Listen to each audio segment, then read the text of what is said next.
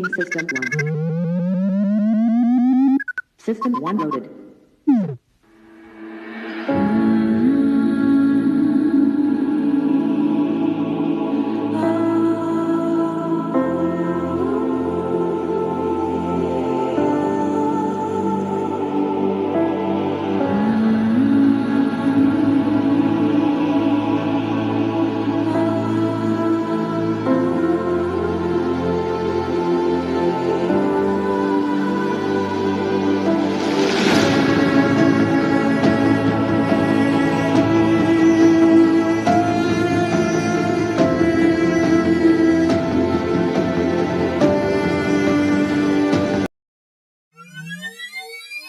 Is there anything you want the fans to know or any last thing you want to say to them before we get to see this series tonight?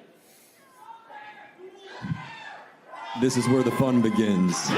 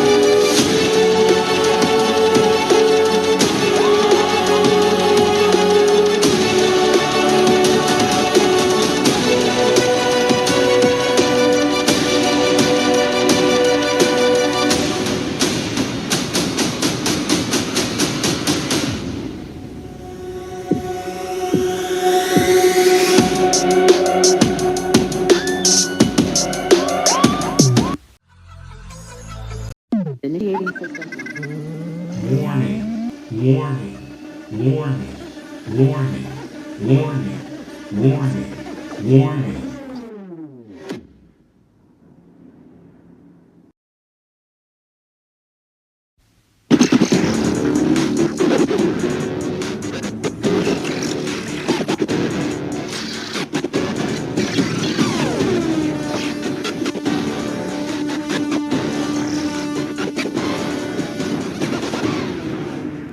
All right, let's do this one last time.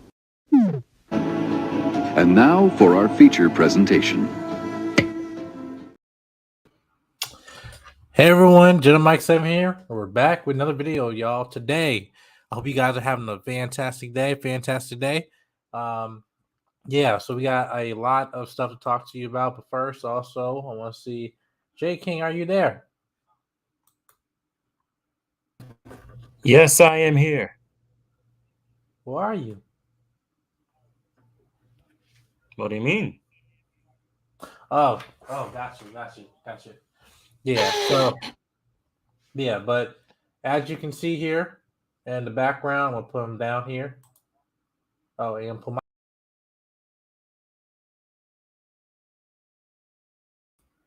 That's right, y'all. We are supporting basically the Screen Actors Guild strike and the writers strike. We're going to explain everything to you guys, and also the impact that it's having on in the world movies and everything, and also been a lot of kind of misconceptions that's out there and everything. So we're just gonna break that down for you the more minute way, the way that can actually be easier for you guys to digest and how serious this problem is actually is. So, but J King, how you doing?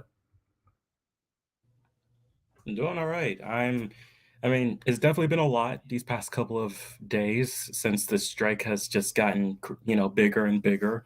And we definitely have a lot to talk about when it comes to this whole thing, but personally, I'm doing all right. That's good.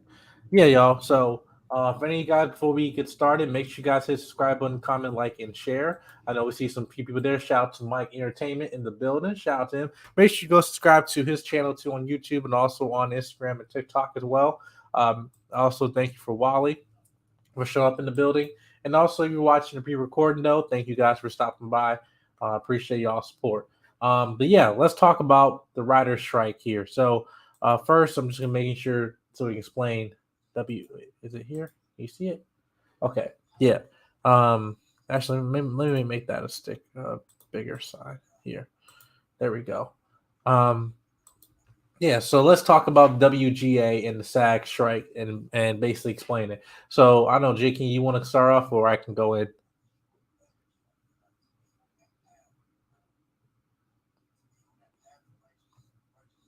Are you there? Yeah. Sorry, my mic was acting weird, but I mean, yeah, I think I can start us off just basically giving an overlay of what's been happening recently. Mm-hmm. Yeah, so basically, we got two strikes that are currently going on that have basically shut down Hollywood as of this moment in time. To basically explain it, the writers behind a lot of these big budget films and big name TV shows over the last couple of decades and the last couple of years have not been getting paid that much. Like you ask a lot of them, they're at this point, if you really look at what they're talking about, they're basically being paid what could be considered minimum wage for the writing that goes behind so much of the shows and movies that we have both loved and criticized over the last couple of years from Hollywood, from big budget companies like Disney, Warner Brothers, Paramount. Like we're just seeing a lot of people not, a lot of the writers not happy with it. And it's not just the writers.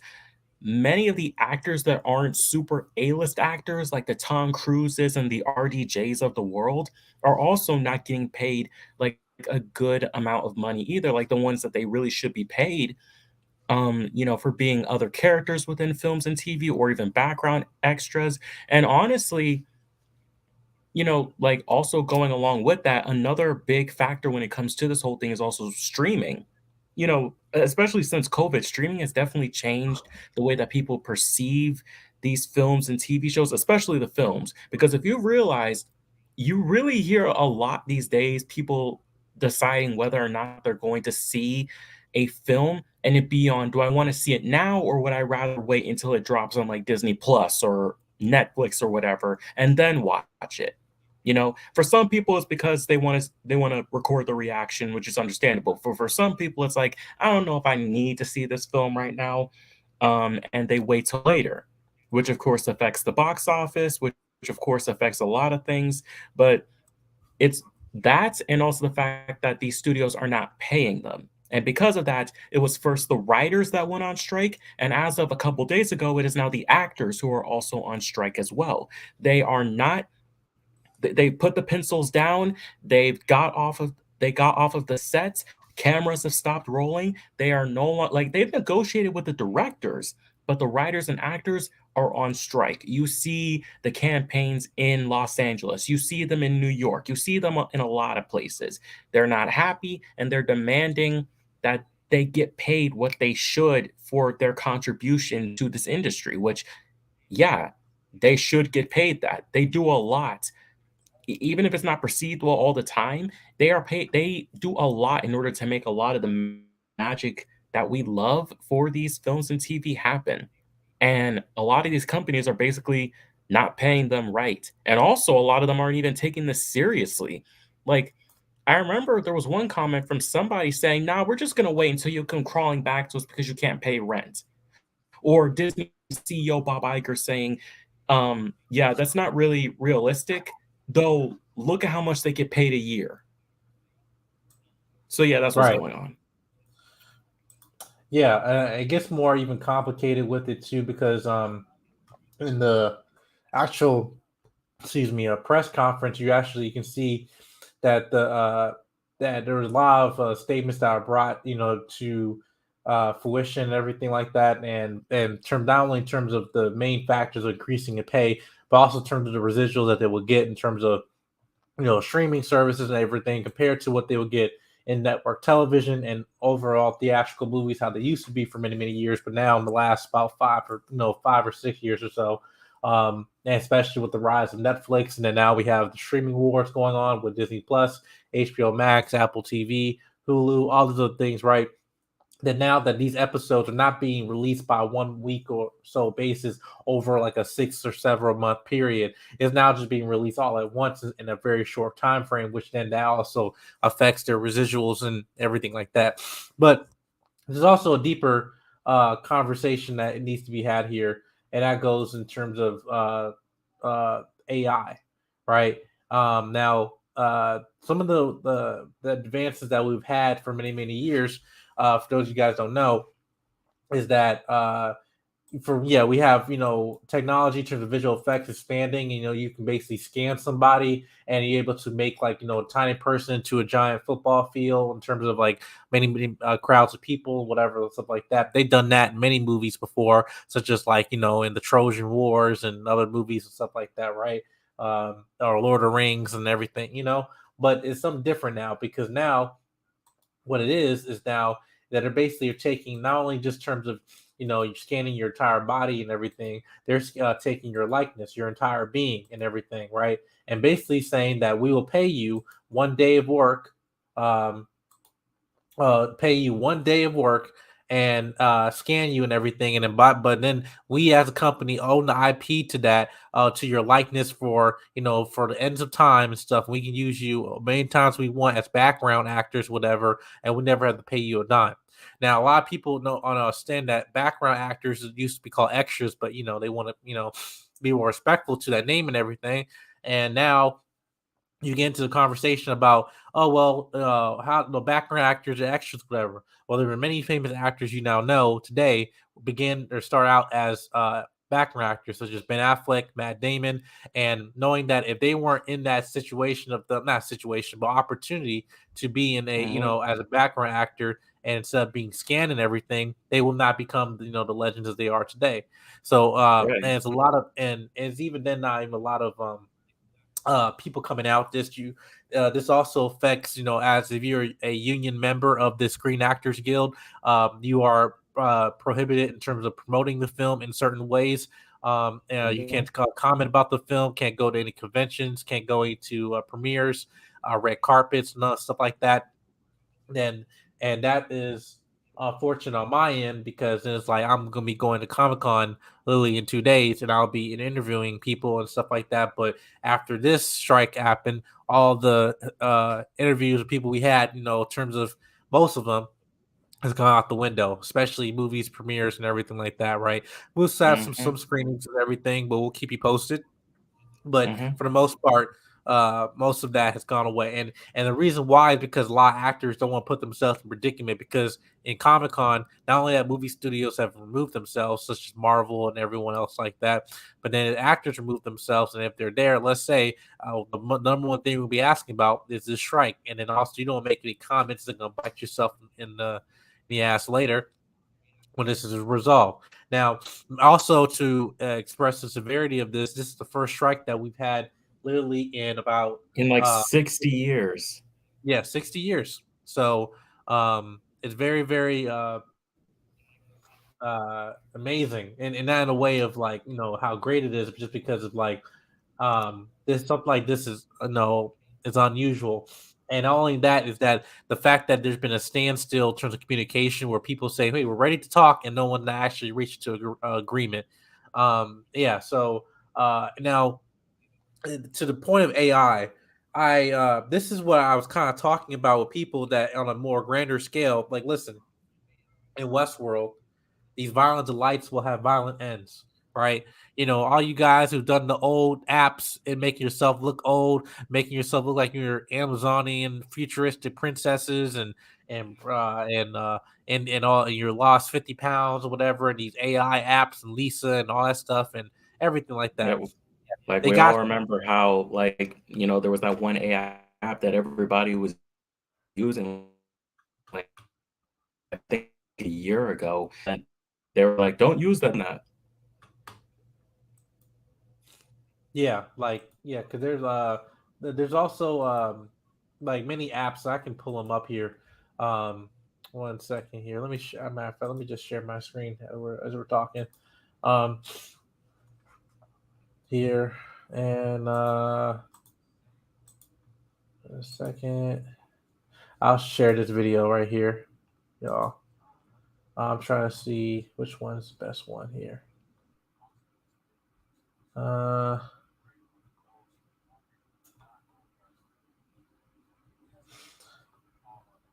Yeah, I was trying to find the right one.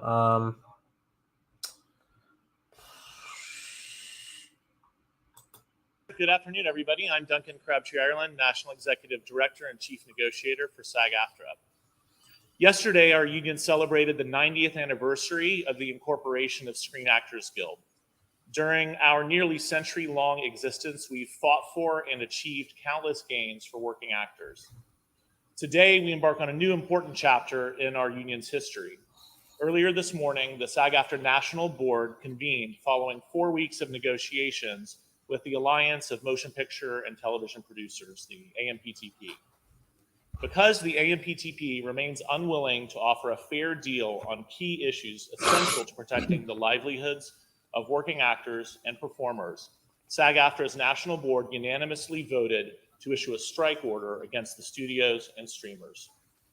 From the time negotiations began on June 7th, SAG-AFTRA staff and the members of our negotiating committee have worked overtime, devoting their evenings, weekends, and holidays to achieving a deal that would ensure a sustainable future for the acting profession. But despite our team's efforts, the AMPTP has remained steadfast in its commitment to devaluing the work of our members. Actors deserve a contract that reflects the changes that have taken place in the industry. Unfortunately, the current streaming model has undercut performers' residual income, and high inflation has further reduced our members' ability to make ends meet. Additionally, industry expectations around self-tape auditions mean performers are bearing casting costs that were once the responsibility of producers. To complicate matters further, actors now face an existential threat to their livelihoods with the rise of generative AI technology. We've proposed contract changes that address these issues, but the AMPTP has been uninterested in our proposals. Now, right here, as you can say here again, they presented these, these claims to, not claims, like, their stance in terms of the issue to the streamers and to the studios and everything. But really, when it comes to AI as well, it goes in terms of the writer's stance, where it's like, hey, listen, I can give you a couple of cliff notes and you can create scripts. All these things, that actually taking form of a writer. And because I'm providing you something new, therefore, then that means that I'm going to pay you less. Now, could we have that, AI to basically assist us with stuff? But then when it comes to terms of actors in general, we've seen many of visual effects of, actors being stand-ins or, in action scenes and visual effects, and they do have to scan for CGI purposes and everything. But it's actually now like saying, what? We don't need you anymore. We have you. We own you now. And also, it goes to a sense, well, if that studio owns you, does that mean that I can't go to this other studio, say, well, Universal owns my likeness and AI, whatever. I can go to Warner Bros. And be a background actor to them because it then now be Universal's IP. So then what did I do? Mm-hmm. You ever thought about that? Yes. So it's like, it's a lot. It's a very, very, very complicated in terms of how they're going to be, breaking this down stuff. Now, again, usually strikes like this on the worst extent, it's going to be going around about 6 months. So it's like we're not probably going to get this resolved till like around September in the fall, at least, and everything, which is going to delay everything.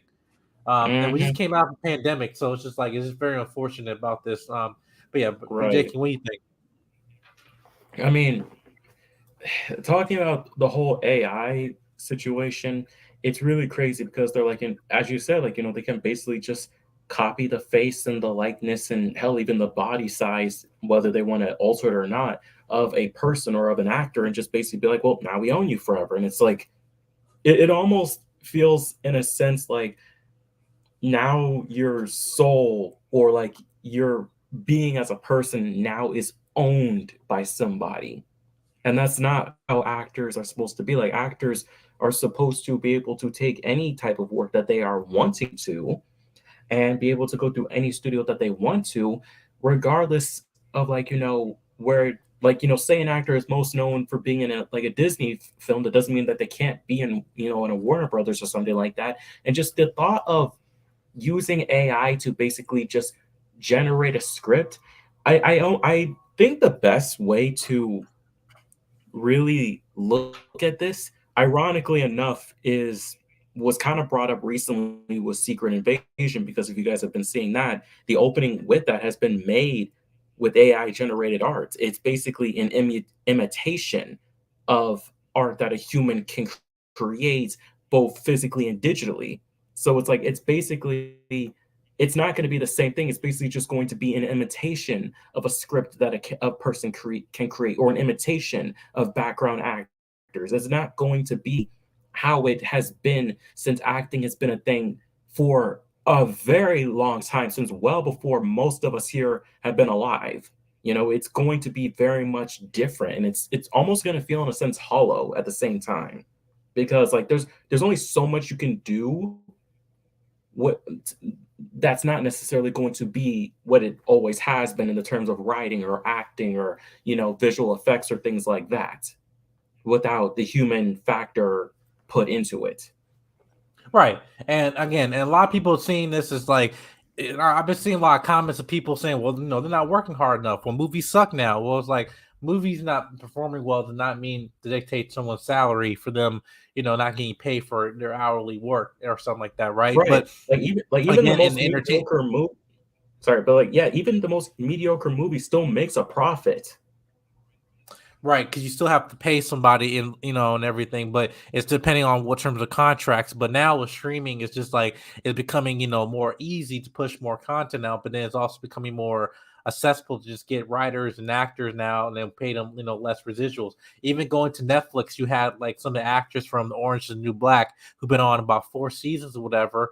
And they're not only getting, you know, enough to, you know, they have to get a part-time job aside from their acting gig on one of the most popular shows on Netflix to basically just, you know, have livable wages. So, but again, it does goes to a sense of like, you know, people be like, well, I'm an engineer, that matters. What me acting doesn't matter.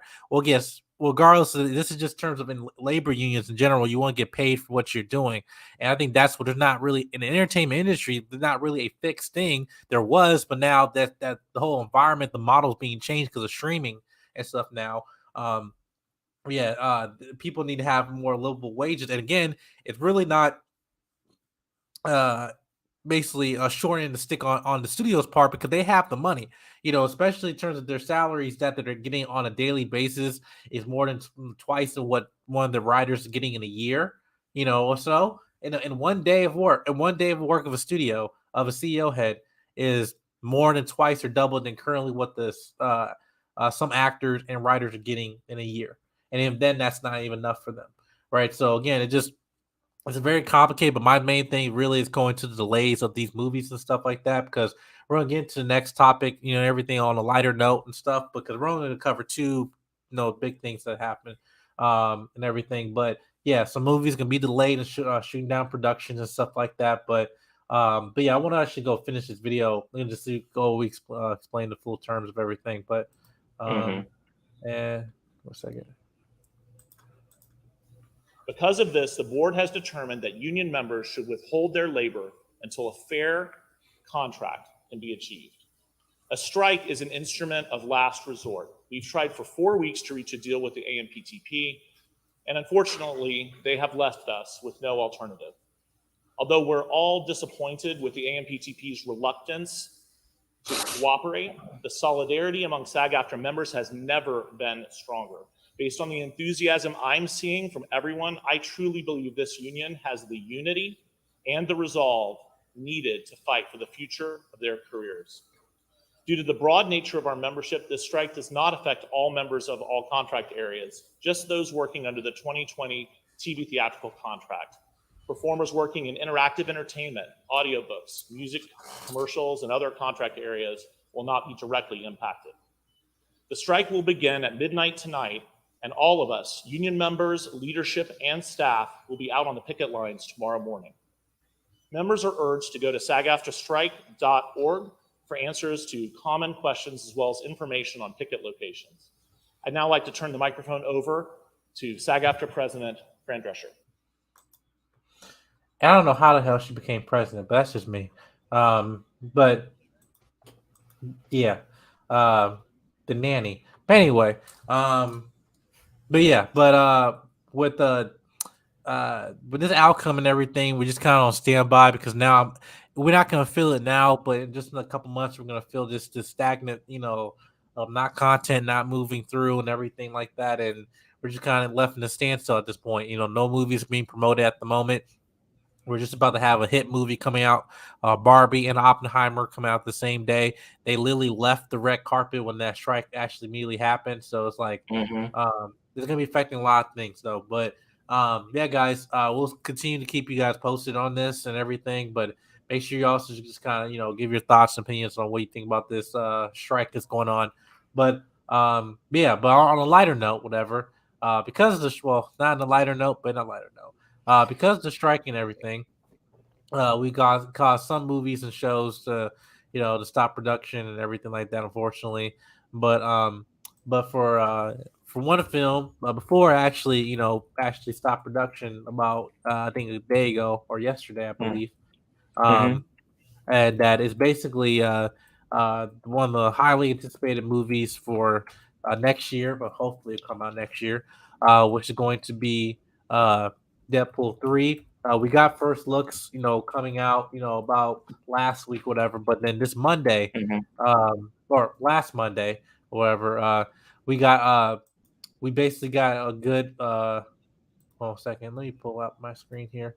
And We basically got a good idea of what potentially is going to be the core of Deadpool 3, basically. yep, second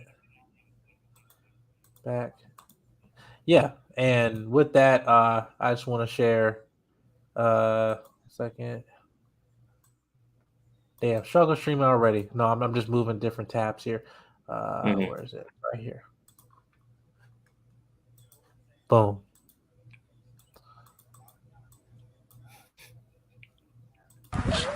Yeah.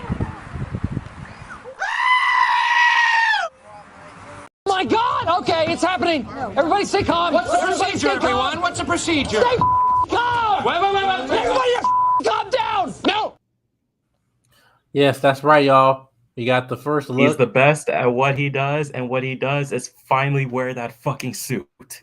Yep, we got the first look of Hugh Jackman in Wolverine gear, and everything is classic Wolverine costume and everything in the yellow spandex. The joke that was made in Cyclops in the first X-Men movie has now 20 years later has come to fruition. He is in the yellow spandex. Now the question is Yes. he going to have the mask? Right. So as you can see here, we see also Deadpool here in a more brighter fashion in this, though. But we're also going to go over some other pictures we've seen too in here. But I just want to say, J. King, what's your thoughts on these images of Wolverine?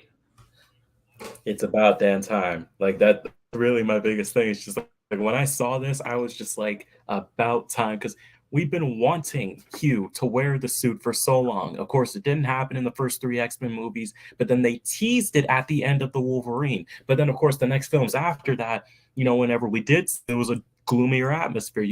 Days of Future Past, his cameo in Apocalypse, Logan.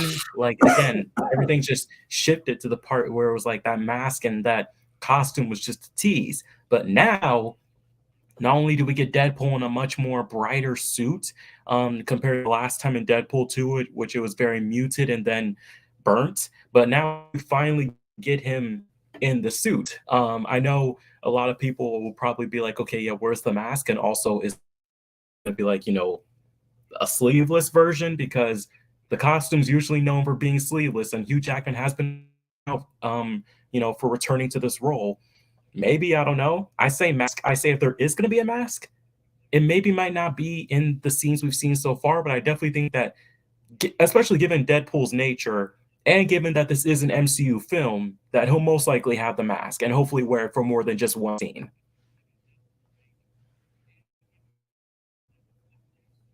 They'll be coming out of this too. I also want to address this as well.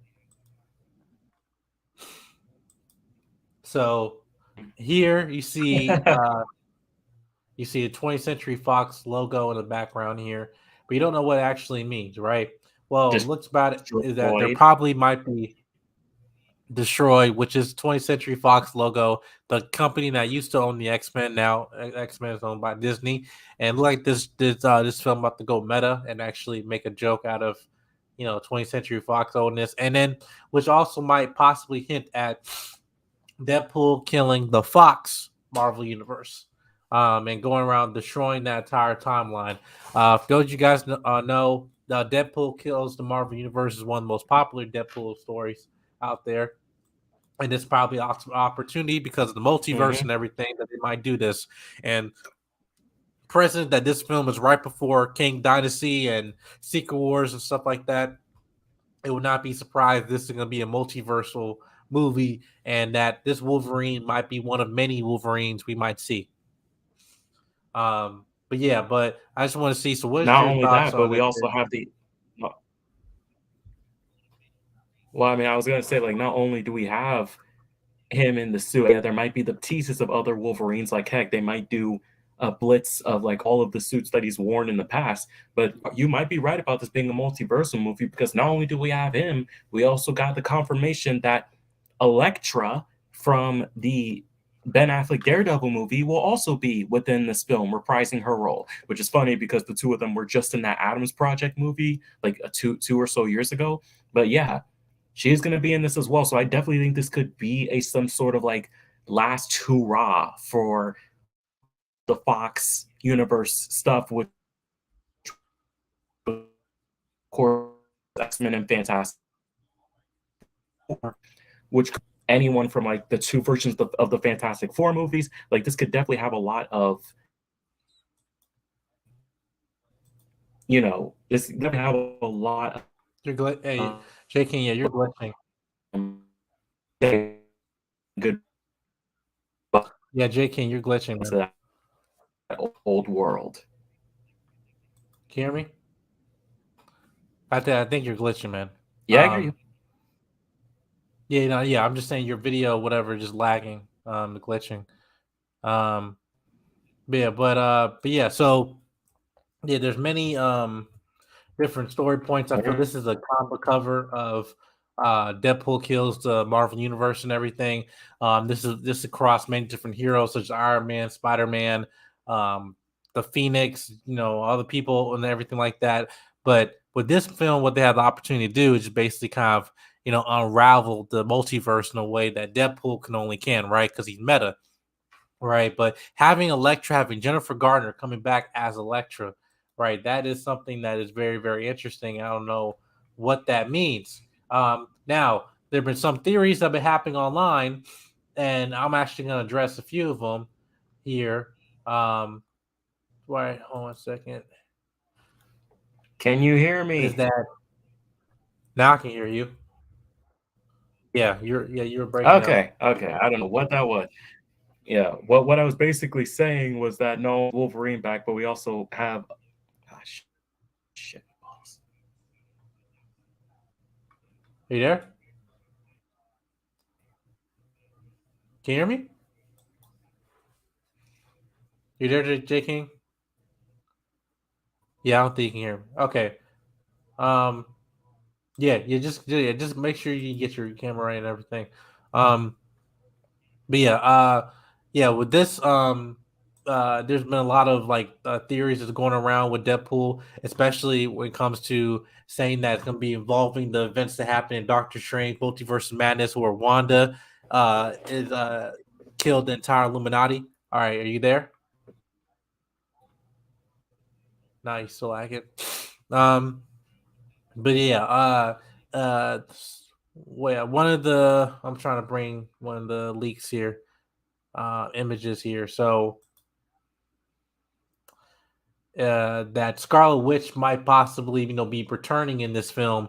And actually, there might be rumors that she might be going up against Jean Grey, because we're not only getting all these people back, we're getting Storm back. Apparently, we're getting, the original Cyclops back, Magneto, Patrick Stewart. Everybody is coming back for this. Now, we have not seen no leak images or anything like that, but only time will tell with this, though. But I do enjoy when we're seeing some of these set photos here of Ryan Reynolds and Hugh Jackman here. 1 second. Let me pull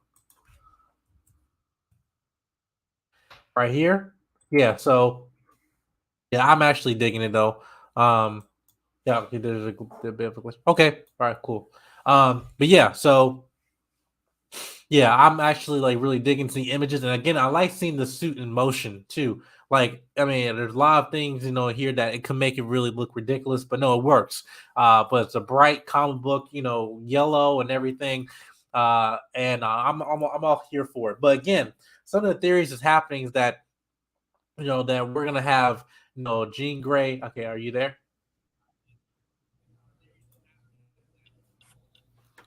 Am I good now? Yeah, you should be good now. Okay. Okay. Good. Yeah. But yeah, go off of what you were saying. I was just saying that we did get the confirmation of Elektra from Ben Affleck's Daredevil as well. Right. What does that mean? That's my question. I'm just like, Well, you know, I was also saying that yeah, this could definitely mean this could be like the big last hurrah of all the characters from the Fox universe. Now that they're all about to be transitioned or changed within the MCU to go alongside the mutants we already have, like Namor and Miss Marvel. Which, by the way, I want to make that Miss Marvel thing just a segment later on, but yeah, like definitely this could be like the last hurrah, like Deadpool 3 is basically saying goodbye, Fox. We're fully done with you. right.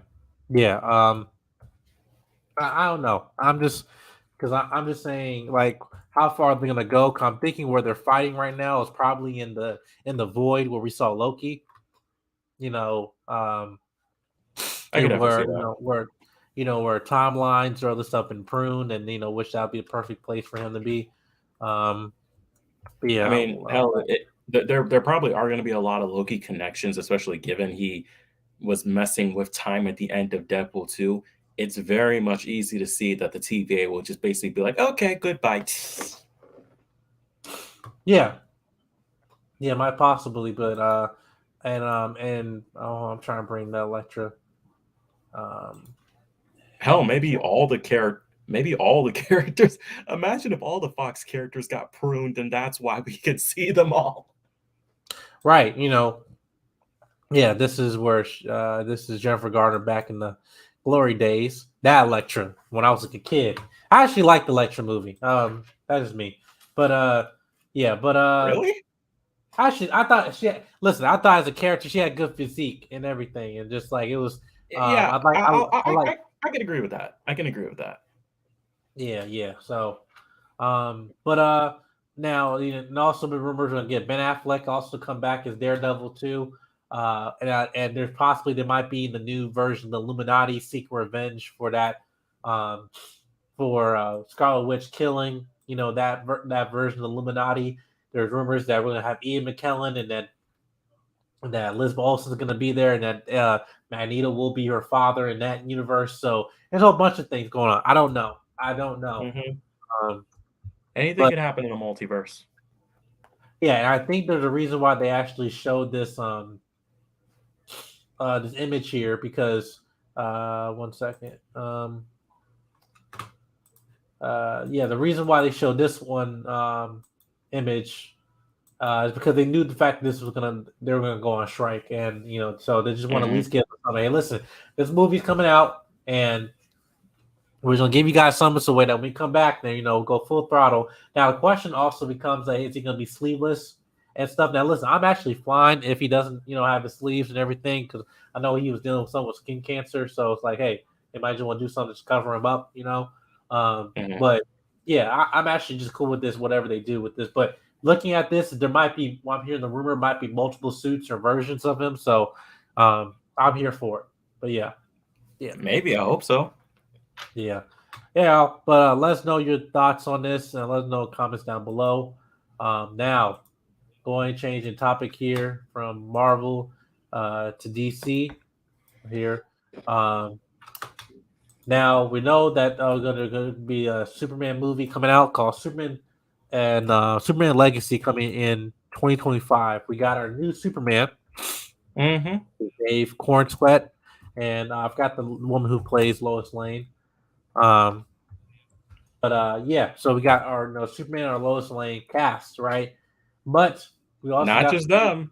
we also got some other characters too. And I'm actually gonna bring up here this image. Let me copy link. And boom, let's go. And Allergy can go with this. Oh, I didn't share my screen. I didn't share my screen. Sorry. Yeah, no, but you didn't share anything. Boom. Oh yeah. So not only wait, is there an echo? I think there's something playing in the back. I can get it. Okay, but anyways, yeah. So Superman Legacy is not only the legacy of Superman, it is also the dawn of this new DC universe with about 4 other superheroes getting introduced: Hawkgirl, Guy Gardner's Green Lantern, Mr. Terrific, and Metamorpho have also all been casted. So yes, we have our Superman, we have our Lois, and we have 4 members of the DC universe, many of which you don't get that much of a spotlight in film media. You know, in the CW, we did get Mr. Terrific and Hawkgirl, but we never have had a live action Guy Gardner or Metamorpho yet. But a lot of them are actors that you would recognize, especially over the last couple of years of acting. You know, a lot older gentlemen and newer, or I say not newer, but like, you know, a bit more younger, you know, side of things. I'm gonna wait for him to come back as well, so we can talk about the castings whenever he comes back. Oh, you talking for Superman? Yeah, I was like, you know, I talked about, you know, the characters and who are now in there, and now I was like, okay, I'm waiting for you to come back so we can talk about who's been casted. Yeah. Also, I sent you a little something that could probably go with when we talk about David Cornsweet and his ability as Superman. Mm-hmm. Okay, here we go. But yeah, I'll say this: our Superman and Lois we got for this film look great. And I've seen a bit of David Cornsweet's acting, and I think he is not only going to make a great Clark Kent, but also a really good Superman. Like, not only does he look like him, but he sounds exactly how Superman probably would sound. Again, him and Tyler Hoechlin from Superman and Lois are both my top Superman right now. Like, in terms of one that I've already seen now for 3 seasons, and one that I feel like is definitely going to do a really good job. Mm-hmm. Yeah. Yeah, because he's actually gonna he's taller than Henry Cavill. So, but yeah, and talking about his physique or whatever, like, yeah, anybody can go to the gym, so it's not, you know, yeah, so we get it. But no, I'm actually here for it. I actually think he has. I made a video about this. I do believe he has the look of Superman. The Lois Lane, the actress, I know she's in very, very critically acclaimed shows and stuff like that, so I know she's gonna knock out the park. But I do see this and going to more, you know, Boy Scout, you know, American way, or probably not American way, but or better tomorrow, right? Yeah. You know, yeah, and but yeah, and that's why I hope that in the Bideness, you know, in terms of the hopefulness of Superman. But here's the thing: I want to talk about these previous castings. You know, we got Nathan Fillion gonna be playing freaking Guy Gardner. Now, I have some feelings about this. Now, Metamorpho, I remember him from cartoons. All right, cool, whatever, you know. Hawkgirl, it can be Kendra. The second one, not Shira, but hey, close, whatever. Miss Terrific, black, you know, black dude, cool. I'm happy about the actor is getting redemption from what you got from X-Men First Class. So, the guy who can't be killed got killed. Right.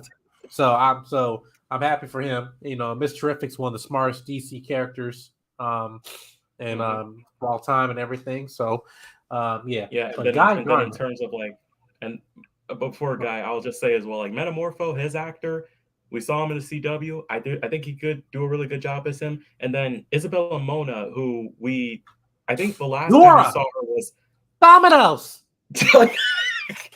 That and Transformers: The Last Night. She's Hawkgirl. I can definitely Wait, that was and her? also Ah. yeah, and I think she's also in that Julia Carpenter like Madam Web film. That's it, time out. Guys, let's all calm down, yeah? We're all worked up. Let's all just, like, chill the F out. Emotional damage. No. Yeah, I know. Let's go! Dominoes! No, that ain't Dora. I know that. But not the girl from Transformers. No. And that was Look, Dora? She might have growth spurt or something. I don't know. But anyway, I from what I've seen, yeah. But Guy Gardner, Nathan Fillion. Nathan Fillion, the Green Lantern. Yes. Guy Gardner? What? The asshole? The jackass? I mean, He's Nathan idiot. Fillion could Nathan Fillion could definitely play an asshole. Well, yeah, but he's a lot older. And I'm just like, it's weird that, okay, not your first, not your second, not even your third Green Lantern, your fourth Green Lantern. Yeah, like not Hal, obviously not John, of course not Kyle, but Guy. Or even Alan Scott. I'm like, Kyle comes right? later.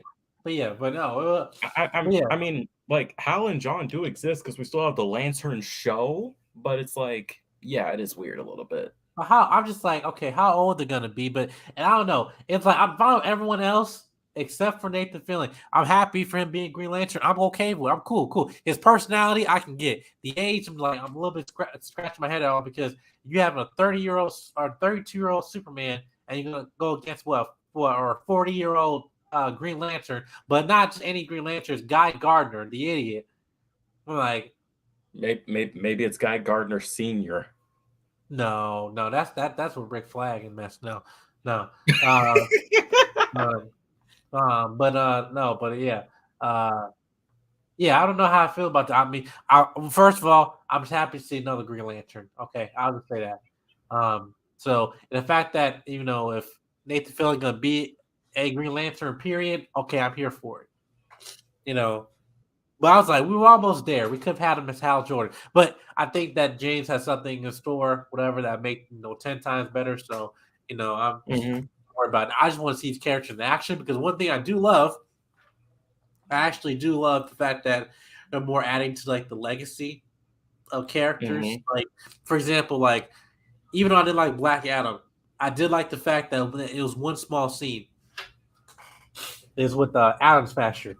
And it was like, there was another previous Atom Smasher, his uncle or whatever, right, and it gave him the costume and stuff, and then he became Atom Smasher. I'm like, okay, CB, there's a legacy here. I don't have to see it, but I know there's a legacy. Cool. Then you can build off that later, saying like heroes always been around. I'm like, all right, cool, because that's what James is pitching, that this Superman entering a world where there's been heroes before, right?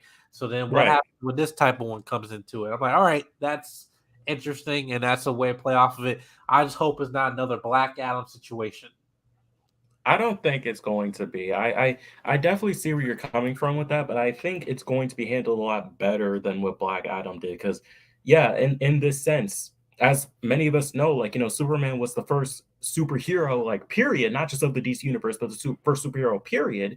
Not only that, but we then found out that he wasn't necessarily the first, like he was the first we were ever introduced to, but the DC universe has had other heroes like Hawkman and Hawkgirl, like the JSA. So it's like, that legacy that can be built, is one of the greatest things. And really thinking about every other Superman we've had, they've either been in a universe where they're the only superhero, or in the sense of the DCU, they're like the first superhero, even if the JSA potentially was there before. And we just, of course, never found out about that until Black Adam. But yeah, I definitely say with this, when it comes to this, I think it definitely comes from a lot of characters that deal with a sort of legacy, especially in the sense of Green Lantern and Hawkgirl.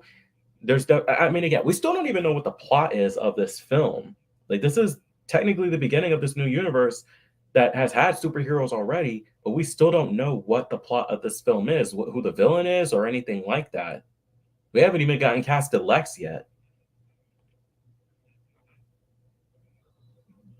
You're muted. You're muted. Yeah. Anyway, so, but yeah, I actually felt like with that, um, there's a lot of things to play with this, and I think now I'm very intrigued what they have, what they can do with this. But my only thing is, okay, I just don't want them to mess this up because, like, yeah, this is how you do it. You throw characters out, some of us we don't know, and make them fan favorites. Same thing you did with Mhm. Guardians of the Galaxy, right? But that's how they deal Same with the thing you did with cartoons. Suicide Squad. Like you can't say to me that in the Suicide Squad, Polka Dot Man will be a highlight, but he was, right? Mhm.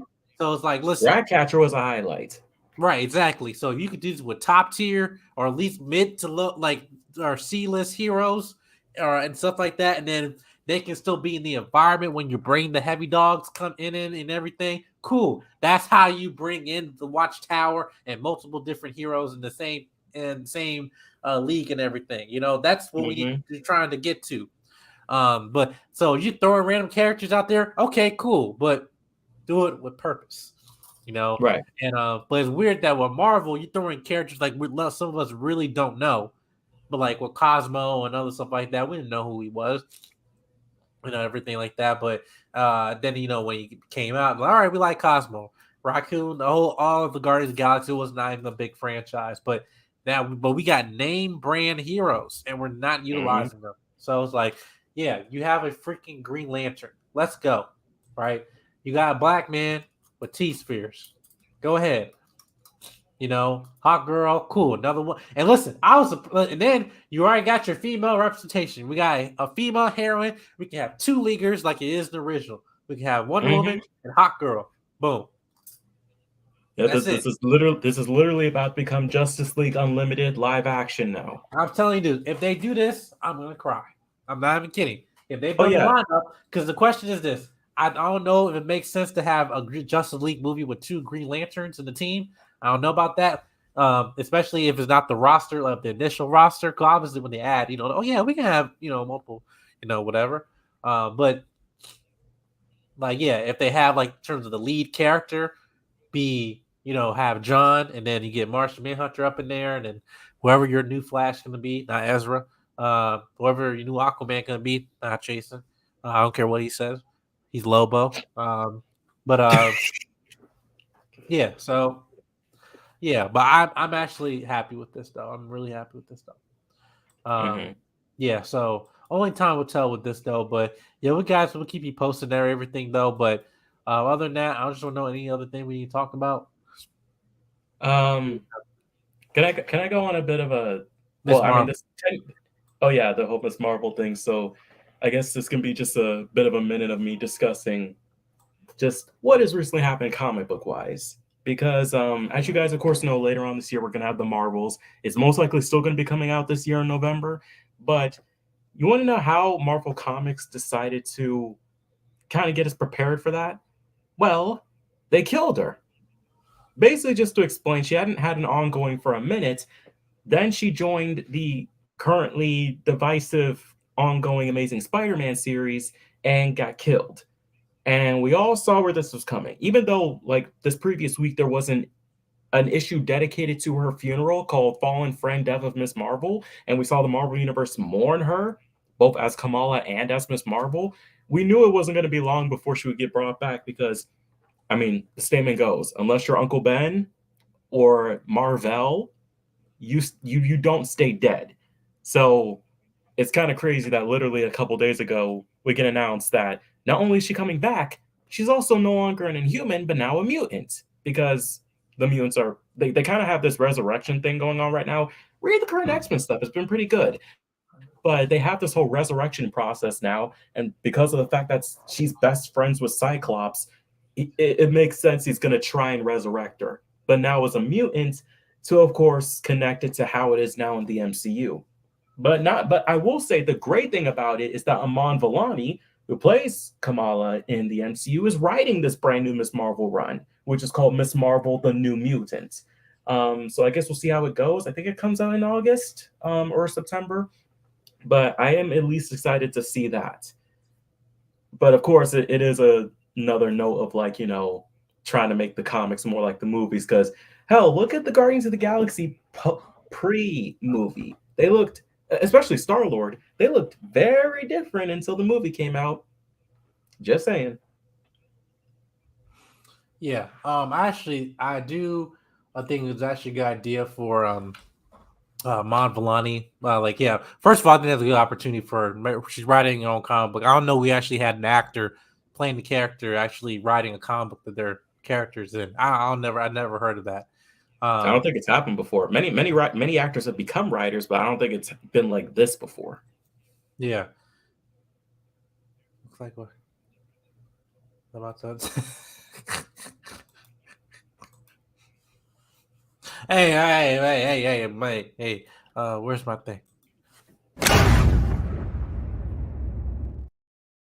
Yeah, but anyway, y'all. No, but I actually think it's a good idea to writing her comic book and everything. But yeah, in the comics, they're now changing her for being, a human and making her X-Men, which obviously because of the show and everything like that. So yeah, they're going backwards with the mess, but we'll see how it Which I goes. mean, though, it does make sense because they did reveal that before the whole Inhuman craze during that time, she was going to originally be a mutant. So they're kind of just, well, let's just put it back to how we originally were going to make it. Yeah. Well, I forgot where we at here. Yeah.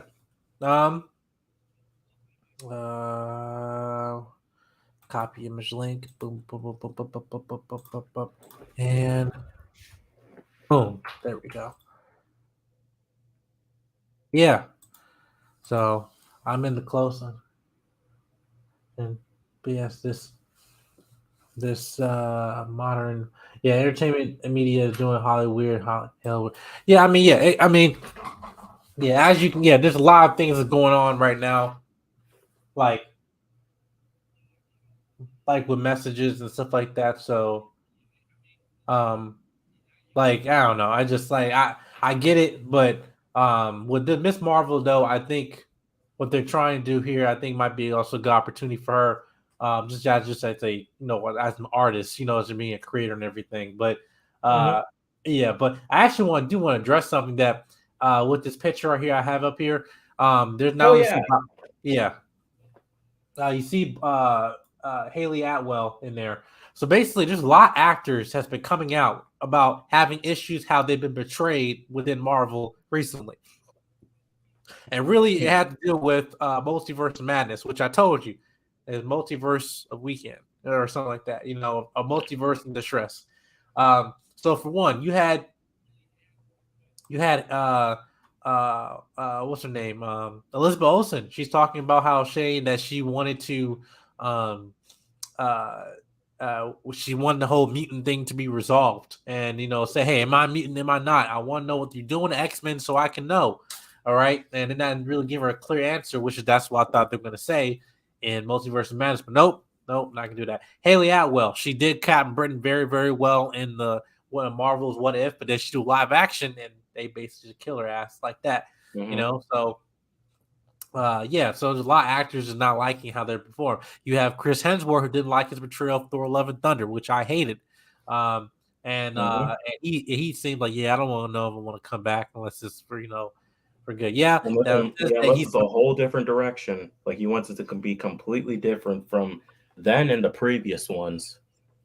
Right. And listen, I agree that for them to change this up and everything, that they need to go in a different direction. And as you can see, Marvel's pulling back because now we having lesser content coming out all at once and everything, because we got Secret Invasion right now about to be over. We got 2 more episodes with that, and then before we get into Loki in the fall, and then with Marvels and everything like that. But it's getting really weird, man. Yeah. But you want to talk about Bob Iger just 1 sec? I mean, what else is there to talk about other than the fact that his statement is completely false about what he said in terms of going back to the whole writer strike and actor strike things? he's wrong. Like, again, as I said, the bait, like, okay, so one of the biggest examples of this is the fact that someone who was a writer on She-Hulk said that they only made like 300 something after their episode. They didn't clarify what episode it was. I don't know what it could have been, but regardless, the fact that you were paid basically minimum wage, again, paid basically minimum wage for a Marvel Disney Plus series is just terrible. And the fact that he's saying that the demands that they want are not realistic, it's like, no, they're realistic. Just stop holding on to some of that money and pay them. Right. Yeah. I think that his comments, that was the straw that basically broke the camel's back and everything, because with that, it basically that I think that's the main reason what caused the strike, especially not he really forgot that 2 years ago that Scarlett Johansson sued them. I made a video about this. Mhm. They sued them because of the whole streaming rights, or not streaming rights, that they released it on streaming the same day they released it on in the theaters and everything, which then that caused her to get less money coming back and stuff like that. So yeah, I totally side with her on that, with that situation and everything. But yeah, we're gonna be in a standstill until have any updates and stuff like that. But yeah, y'all. But I think that kind of concludes this episode or this video and everything. But yeah, I appreciate y'all for stopping by, the comments and everything. Thank you for stopping the pre-recording. J King, where do people find you? I mean, you guys can find me in my socials down below for both Insta and I guess also same thing for Thread as well. Oh yeah, Thread's a thing now. I'm not even on Thread. I should, but I'm not. It's not bad. It's not bad, really. It's not. If I say anything, you can at least go there. It's a less chaotic Twitter. Okay, gotcha. Mm-hmm. Gotcha. But yeah, y'all, you can find me here on Jedi Mike 7 on YouTube. You can find me also on Team JVS, which, by the way, I'll be heading to Comic-Con in 2 days, and we'll see. I'll be covering, Spider-Man, Spider-Man 2 video game. I'll be covering Invincible Season 2, at least for most of the content that can be showing up there. But stand by, y'all. We'll be posting, be live streaming on YouTube, so make sure you hit the notification bell. I'll be doing daily vlogs and stuff like that with other people. Now with Team JVS, also Ronan Unchained. Make sure you go subscribe to his channel and everything like that. So we'll keep you guys posted and everything. So till next time, Jedi 7, J King. Peace, y'all. Let me get the thing. Where's the video? Out. Is there anything you want the fans to know, or any last thing you want to say to them before we get to see this series tonight? This is where the fun begins. Yeah.